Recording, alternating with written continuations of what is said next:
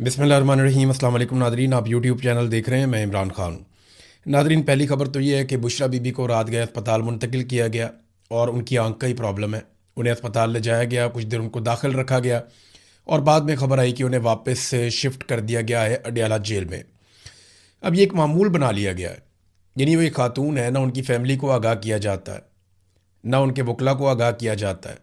बस जेल से अमला उन्हें उठाता है, सिक्योरिटी साथ लगाता है और जब दिल करता है लेकर चला जाता है। अब वो उन्हें अस्पताल में लेकर गए हैं।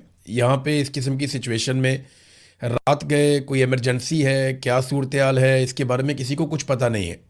उनकी फैमिली अलग से परेशान है और पाकिस्तान तहरीक इंसाफ भी इसके ऊपर एहतजाज कर रही है। अब इमरान खान के साथ ये ज़्यादतियों की तो इंतहा है ना। याद है आपको, बिलावल की फुप्पो को एक दिन रात के वक्त एक जगह से दूसरी जगह शिफ्ट किया गया था और रात का वक्त नहीं था, वो भी शाम का वक्त था। तो बिलावल ने चीख चीख के गला फाड़ दिया था और पूरे पाकिस्तान के अंदर कोहराम मच गया था कि एक खातून को रात के वक्त फैमिली की इजाज़त के बगैर और प्रोटोकॉल्स के बगैर और फलानी चीज़ के बगैर आप कैसे मूव कर सकते हैं। तो यहाँ बुशरा बीबी को उठाया जाता है जनाब, उनको ले जाते हैं अस्पताल में, वहाँ एडमिट करवाते हैं, वहाँ से उनका इलाज करवाते हैं, उनको वापस अडियाला जेल में छोड़ जाते हैं। और ये एक नॉर्मल प्रैक्टिस है, इसको अब कोई ऐसी चीज़ समझा नहीं जाता पाकिस्तान में कोई बड़ा हो रहा है।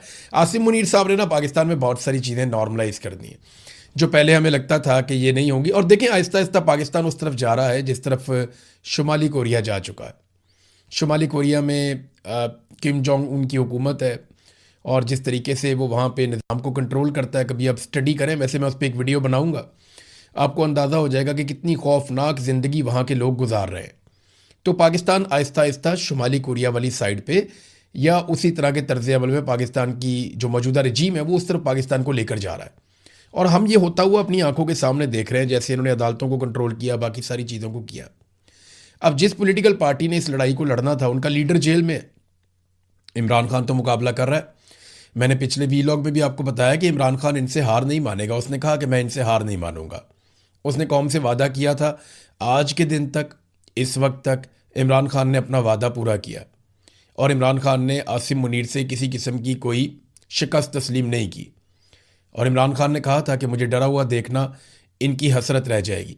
ये इमरान खान से इतना डरते हैं कि इमरान खान जेल में है और आसिम मुनीर साहब ने आर्मी चीफ होने के बावजूद एक्सटेंशन ले लिया। ये खौफ नहीं है तो और क्या है। पाकिस्तान तहरीक इंसाफ अगर इमरान खान के नुक्ता नज़र पे चलती तो शायद कोई नतीजा निकल भी आता, लेकिन तहरीक इंसाफ किसी और तरफ चल पड़ी है। जो भी आता है वो इक़्तिदार की भूल भुलैयों में गुम हो जाता है। पहले अली अमीन गंडापुर थे, अब सुहेल आफरीदी हैं और ऐसा दिखाई देता है कि सुहेल आफरीदी ने भी पाकिस्तान तहरीक इंसाफ के कारकुनों में मायूसी फैला दी है। उनकी कबूलियत तो हो गई है, यानी अब वफाकी वज़रा उनकी तारीफ़ करते हैं जो पहले बहुत सख्त उनके ख़िलाफ़ थे। अब दूसरी हुकूमतें भी उनकी तारीफ़ करती हैं जो पहले उनके ख़िलाफ़ थे। अब कोई इस्टेब्लिशमेंट या DG ISPR वगैरह भी उनके ख़िलाफ़ कोई बात नहीं करते। फिर ड्रोन हमलों के हवाले से इमरान खान का जो सख्त मौक़िफ़ था अब वो सुहेल आफरीदी ने तब्दील कर दिया। फिर ऑपरेशन के हवाले से जो सुहेल आफरीदी का एक सख्त मौक़िफ़ था इमरान खान के कहने पर, वो भी लगभग तब्दील हो गया। जो मामलात अफ़गानिस्तान के हवाले से हैं वो भी हम वैसे नहीं देखते। और जो एहतजाज की सियासत है उन्होंने उठाकर खाते डाल दिया कि महमूद खान अचक से ही बताएंगे कि इमरान खान को बाहर निकालने के लिए तहरीक कब चलानी है और इमरान खान साहब जो हुक्म करेंगे वो मैं करूँगा। अब इमरान खान साहब हुक्म कब करेंगे, मुलाकात होगी तो करेंगे। मुलाकात आसिम मुनीर साहब ने बंद की हुई है। तो लोग ये चीज़ें देखते हैं तो लोग मायूस होते हैं, फिर लोग दूर हो जाते हैं। देखिए, मैं एक चीज़ नोट कर रहा हूँ, जिसको भी कबूलियत मिलती है ना उसकी मकबूलियत बढ़ जाती है। यानी ये निज़ाम जिसको भी कबूलियत बख्शता है उसकी मकबूलियत फ़ारिग हो जाती है। आप देखें ना, निज़ाम में कबूलियत किसकी, मरीम नवाज़ की, वो पब्लिक में जा नहीं सकती। शहबाज शरीफ की कबूलियत है, पब्लिक में जा नहीं सकता। गंडापुर जो है उसके साथ भी यही हुआ, आहिस्ता आहिस्ता पब्लिक दूर होती गई। अभी मैंने जलसा देखा, इसके मनाजिर जो मानसरा में हुए हैं पाकिस्तान तहरीक इंसाफ के, ये बहुत सारी फ़ोटोज़, पहली मरतबा मैंने देखा पाकिस्तान तहरीक इंसाफ ने अपने जलसे की कुछ ऐसी वीडियोज़ और तस्वीर जारी की जिसमें जालसाजी की जा रही थी। यानी ऐसी जालसाजी PMLN या बाकी पॉलिटिकल पार्टीज़ या पीपल्स पार्टी वाले करते हैं क्योंकि उनके पास लोग नहीं आते। जब लोग नहीं आते तो वो ये करते हैं कि वो ख़ास एंगल से तस्वीरें बनाते हैं पब्लिक की।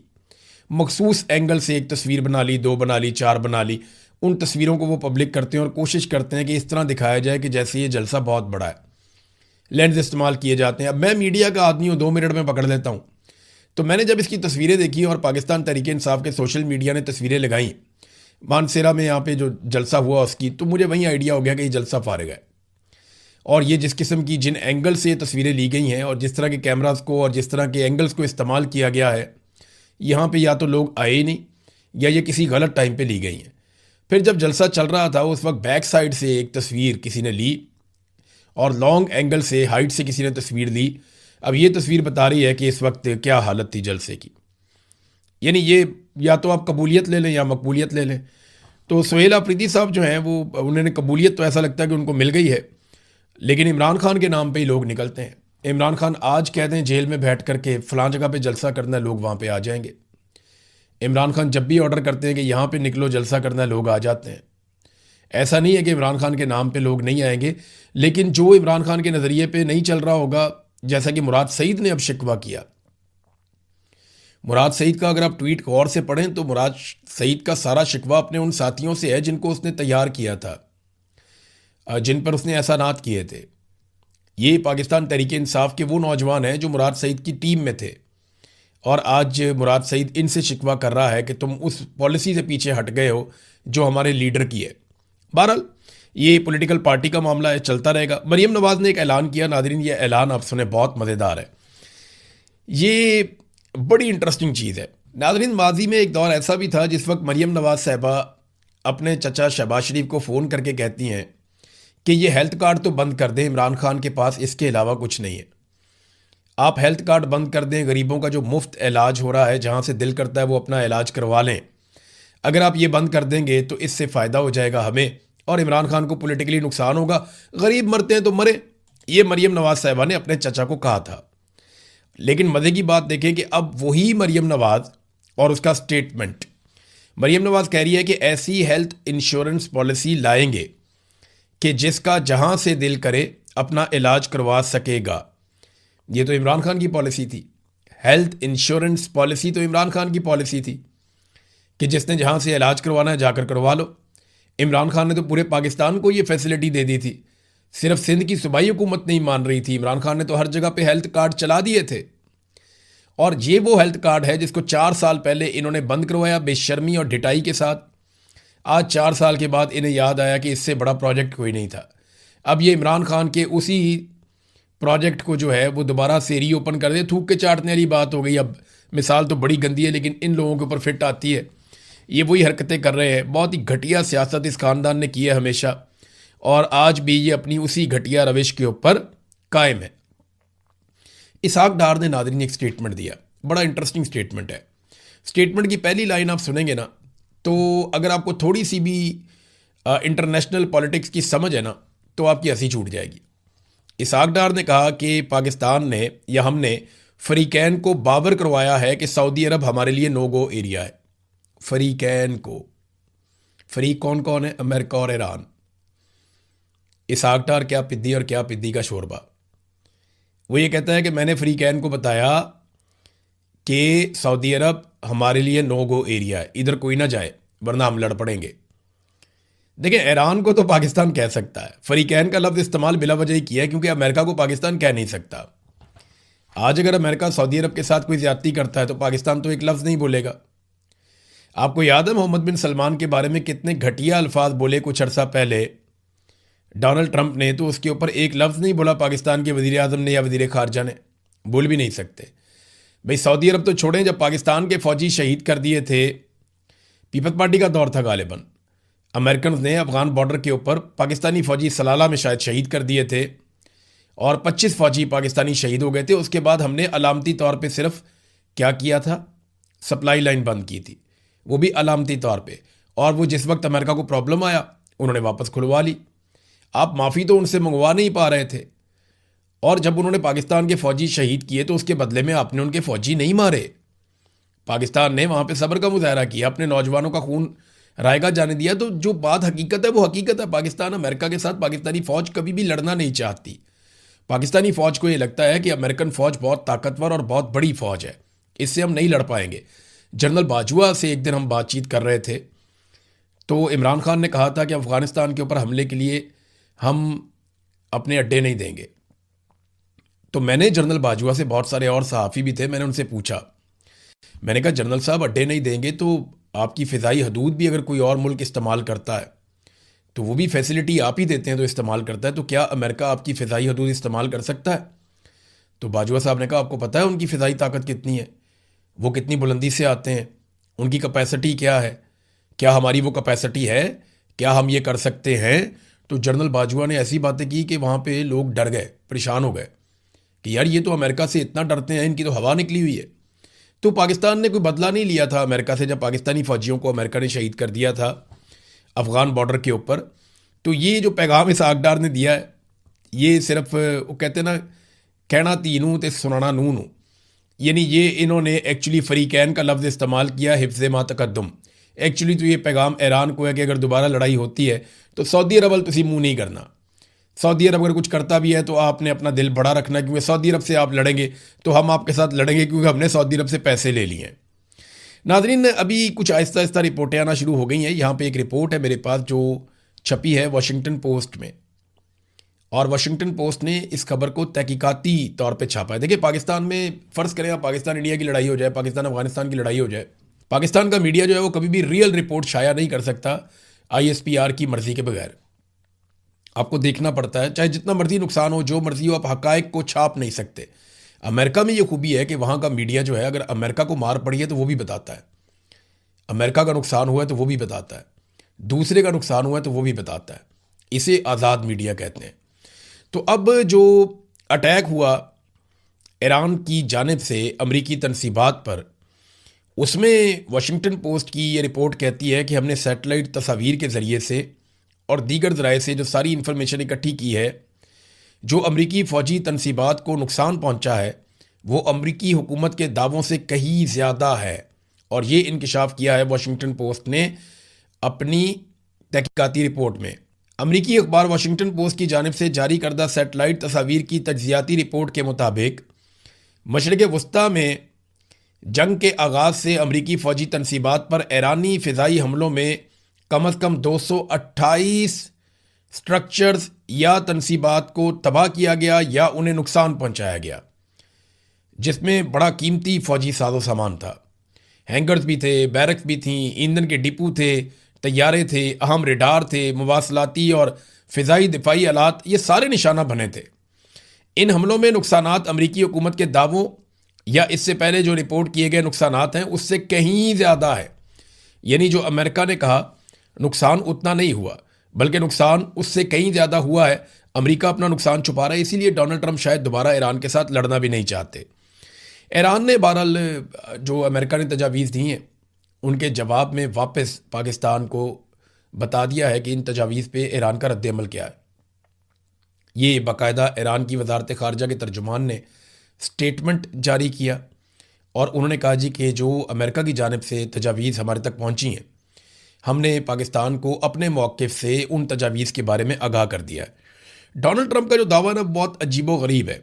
डोनाल्ड ट्रंप बार बार ये कहते हैं कि हम ईरान से अफसुदा यूरेनियम ले जाएंगे अमेरिका में, और बार बार वो एक ही बात करते हैं कि ये ईरान से यूरेनियम हम उठाएंगे और उठाकर उसे अमेरिका में ले जाएंगे।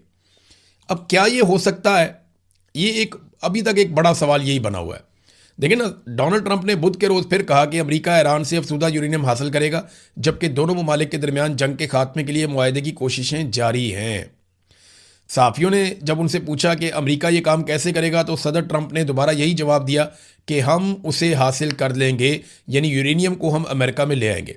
अब ईरान कहता है जैसे हमारी ज़मीन हमारे लिए मुकद्दस है, वैसे ही हमारी यूरेनियम भी हमारे लिए मुकद्दस है। देखिए, मेरे ख्याल में ये डोनाल्ड ट्रंप के लिए एक आइडियल वॉर ट्रॉफी तो हो सकती है कि वो यूरेनियम के साथ एक तस्वीर बनाए और दुनिया को बताए कि देखो मैं ले आया, मैंने दुनिया को बचा लिया, सेवियर ऑफ द वर्ल्ड बन गया, मुझे अमन का नोबेल इनाम भी दे दो, और वो उसकी गुड्डी भी चढ़ जाएगी। लेकिन इसमें ईरान को बहुत नुकसान हो जाएगा, क्योंकि ईरान के अंदर जो मौजूदा रजीम है उसके अंदर जो पब्लिक की सपोर्ट है, पब्लिक में जो उसकी सपोर्ट है वो इसीलिए है कि वो अमेरिका के साथ और जालिम के साथ लड़ रहे हैं, और वो मजहबी बुनियादों के ऊपर उन्होंने पब्लिक की हमदर्दी ली हुई है। अब उनके लिए भी बहुत मुश्किल है वो उठा के यूरेनियम अमेरिका के हवाले कर दें। कोई बीच का रास्ता निकल सकता है, हो सकता है कोई और ऐसा फैसला हो जो ईरान के लिए भी आसान हो और अमेरिका के लिए भी कुछ ना कुछ फेस सेविंग मिल जाए, लेकिन अभी तक तो इस सिलसिले में कुछ भी दिखाई नहीं दे रहा।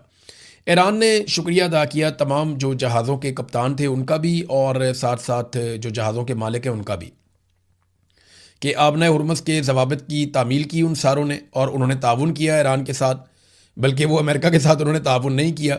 नए प्रोटोकॉल्स के तहत आबना हुर्मुज़ से जो गुजरने वाले तमाम जहाज़ हैं उनको महफूज रास्ता दिया जाएगा, ये ईरान ने ऐलान किया है। इसके अलावा एक और काम भी किया, ईरान ने पर्शियन गल्फ स्ट्रेट अथॉरिटी की वेबसाइट भी लॉन्च कर दी है।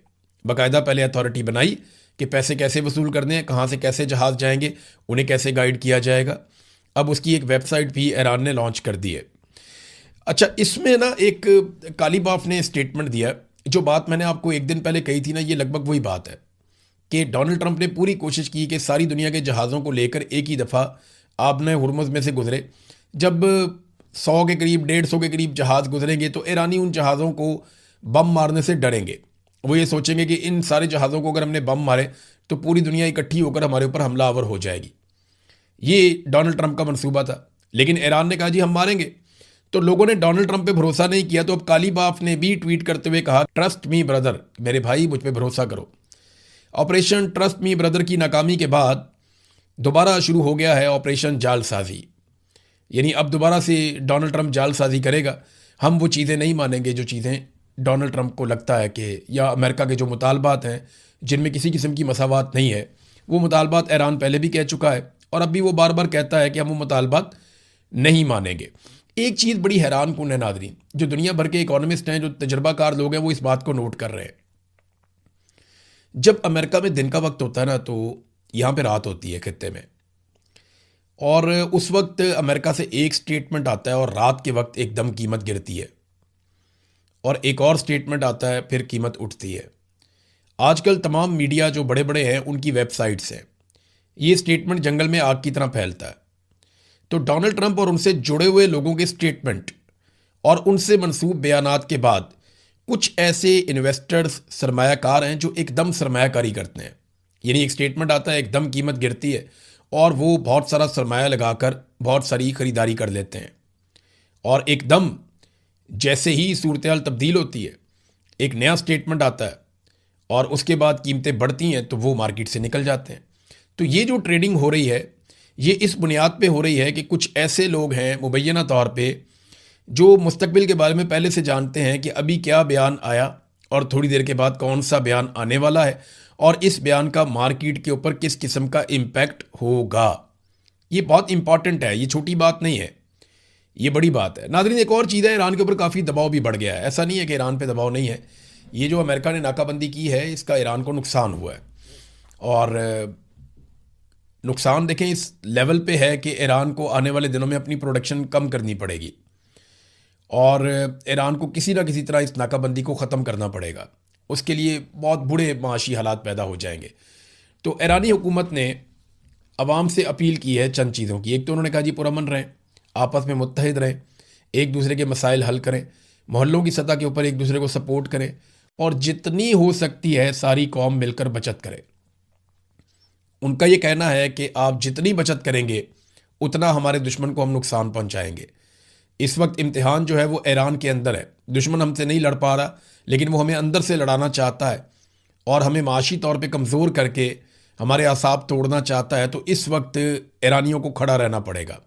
तो ईरानी हुकूमत ने अपने शहरियों से कुर्बानी मांगी है। वो जंग में उतरे हुए हैं, उनका बनता भी है कुर्बानी मांगना। हमारे तो बिला वजह ही कुर्बानी मांग लेते हैं। एक नया जहाज़ लेना है, मरीम नवाज़ ने कुर्बानी मांग लेते हैं कौम से। शहबाज शरीफ ने कोई नया अपने अयाशी करनी है, वो कौम से कुर्बानी मांग लेते हैं। नई गाड़ियाँ लेनी है, इन्होंने कौम से कुर्बानी मांग लेते हैं। कोई नया कारोबार खड़ा करना है, इन्होंने कौम से कुर्बानी मांग लेते हैं। कोई पाकिस्तान का इदारा बेचना है, इन्होंने तो कौम से कुर्बानी मांग लेते हैं। कोई दुनिया का वर्ल्ड टूर लगाना है इन्होंने अपने मुलाजमों समेत, तो ये कौम से कुर्बानी मांग लेते हैं। तो पाकिस्तान में तो ये ट्रेंड है ना कुर्बानी मांगने का। लेकिन ईरानियों ने, क्योंकि वो जंग लड़ रहे हैं, तो उन्होंने ना सिर्फ कुर्बानी मांगी बल्कि उन्होंने अपने ओवरसीज़ जो उनके ईरानी हैं उनसे कहा कि आप बयानिया की लड़ाई के अंदर जितना ज़्यादा हो सके बैनुल-अक़वामी इदारों में, हर जगह पे जहाँ जहाँ पे आप हैं, आप इन्फ्लुएंस करें और ईरान के हक़ में बात करें। अब तक के लिए इतना ही। अपना ख्याल रखिएगा, अपने इस चैनल का भी। अल्लाह हाफ़िज़।